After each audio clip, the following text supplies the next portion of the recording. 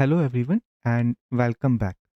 In this chapter, we are going to understand why Docker volumes exist and how data persistence actually works inside containers.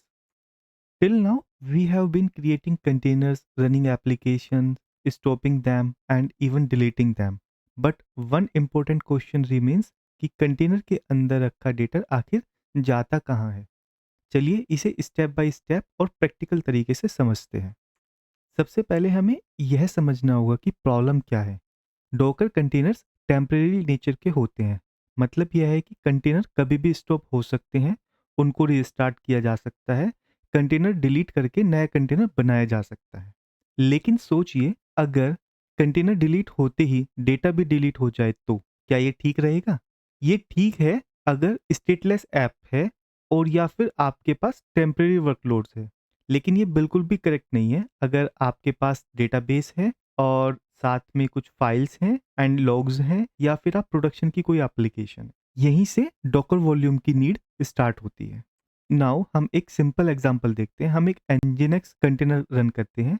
तो उसके लिए सबसे पहले terminal पर आ जाते हैं। अभी हम एक कंटेनर रन करते हैं, डॉकर रन।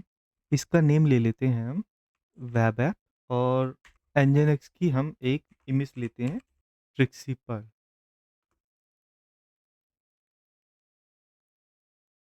ओके, सो हमने डिटैच मोड ऐड नहीं किया था, तो ये अभी लॉग्स दिखा रहे हैं। हम यहाँ पर नई टैब में जाते हैं और सेम फोल्डर में आ जाते हैं।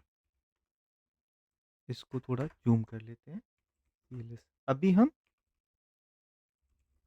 डॉकर पीएस करते हैं, हमें कंटेनर मिल गया। हमें कंटेनर की आईडी कॉपी कर लेते हैं और अब इसके शैल में चलते हैं। हम यहाँ पर लिखते हैं docker exec interactive way web app and SH. अभी हम यहाँ पर लिस्ट डाउन करते हैं, these are the files, right. So अभी हम यूजर फोल्डर में चलते हैं, cd/user, एंड यहाँ पर ls करते हैं। ओके, यहाँ पर काफ़ी फाइल्स हैं। इसके अंदर हम फिर src में चलते हैं। ओके, सो एक काम करते हैं, हम इसके टेम्प फोल्डर में चलते हैं।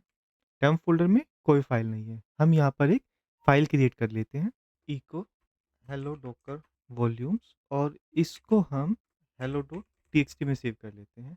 अभी हम देखते हैं एलएस में एक फाइल है। इट मीन्स इस कंटेनर के अंदर हमारी एक फाइल है टेम्प फोल्डर के अंदर।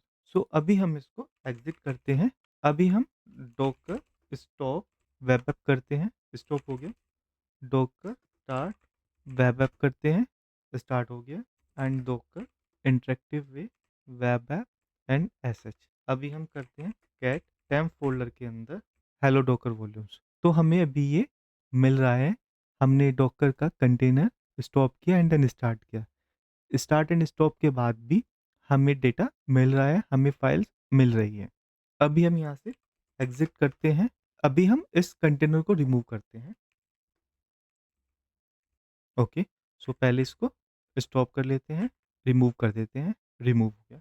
अभी हम कंफर्म करते हैं डॉकर पीएस नो। तो अभी हम वापस से एक कंटेनर बनाते हैं। इस बार हम इसको डिटैच मोड में कर लेते हैं, डन।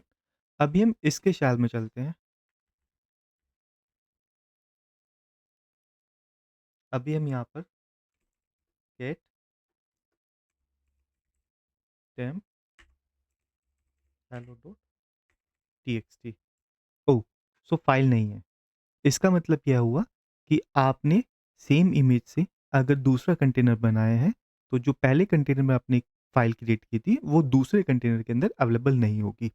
जब तक कि वो स्पेसिफिक कंटेनर है, फाइल और डेटा एग्जिस्ट करेगा, और कंटेनर के रिमूव होने के बाद नए कंटेनर में वो डेटा नहीं मिलेगा। सो फाइंडिंग ये है कि अगर सेम कंटेनर रहता है तो आप कंटेनर को स्टॉप करें या स्टार्ट करें, आपका डेटा मिलता रहेगा। बट जैसे ही कंटेनर को रिमूव कर देंगे तो वो डेटा रिमूव हो जाएगा। नया कंटेनर आप सेम इमेज से भी बनाओगे तो आपको वो डेटा नहीं मिलेगा। कंटेनर रिमूव होने के बाद आपका डेटा भी लॉस्ट हो जाता है। डिफ़ॉल्ट रूप से कंटेनर के अंदर का डेटा सिर्फ कंटेनर की लाइफ तक ही सीमित रहता है। इसीलिए अगर स्टेटलेस ऐप है तो उसके लिए ठीक है, बट डेटाबेस है उसके लिए रिस्क है। प्रोडक्शन की ऐप है तो उसके लिए भी ये रिस्क है। और यहीं पर डॉकर वॉल्यूम्स गेम चेंज करते हैं। सो डॉकर वॉल्यूम्स हमें ये अलाउ करते हैं कि डेटा कंटेनर के बाहर स्टोर हो, कंटेनर डिलीट हो जाए फिर भी डेटा सेफ रहे। सिंपल लैंग्वेज में Docker volume equals to container से बाहर रहने वाला स्टोरेज। डॉकर वॉल्यूम्स के फायदे देख लेते हैं। सबसे पहले डेटा परसिस्टेंस, मतलब यह है कि कंटेनर रिमूव हो जाए बट डेटा रिमूव नहीं होता। सेकंड है डेटा शेयरिंग, इसका मतलब है कि एक ही डेटा को मल्टीपल कंटेनर यूज कर सकते हैं। तीसरा backup and recovery, so data separate रहता है, इजीली बैकअप क्रिएट किया जा सकता है। आर्किटेक्चर क्लीन रहता है, एप्लीकेशन और डेटा अलग अलग रहते हैं। हाई लेवल पे देखा जाए तो दो तरीके के होते हैं, बाइंड माउंट्स और नेम्ड वॉल्यूम्स। बाइंड माउंट्स में होस्ट मशीन की डायरेक्टरी सीधे कंटेनर से कनेक्ट हो जाती है। मोस्टली डेवलपमेंट में हम इसी को यूज करते हैं, लाइव कोड चेंजेस के लिए ये यूजफुल रहता है। सेकंड होता है नेम्ड वॉल्यूम्स, यह डोकर के द्वारा मैनेज होता है, प्रोडक्शन के लिए सबसे बेस्ट है, रीयूजेबल और सिक्योर होता है। एनोनिमस वॉल्यूम्स भी होता है बट जिसको हम मोस्टली अवॉइड करते हैं बिकॉज उनको मैनेज करना काफी डिफिकल्ट होता है और रीयूजेबिलिटी नहीं होती। सो इस चैप्टर के लिए इतना ही। नेक्स्ट चैप्टर में हम इसको प्रैक्टिकली डेमो के साथ देखेंगे। अगर आपको ये एक्सप्लेनेशन हेल्पफुल लगी हो तो वीडियो को लाइक कीजिए और ऐसे प्रैक्टिकल डॉकर कंसेप्ट के लिए चैनल को सब्सक्राइब करना ना भूलें। Now let's take a short break and we'll connect in next chapter. Thank you.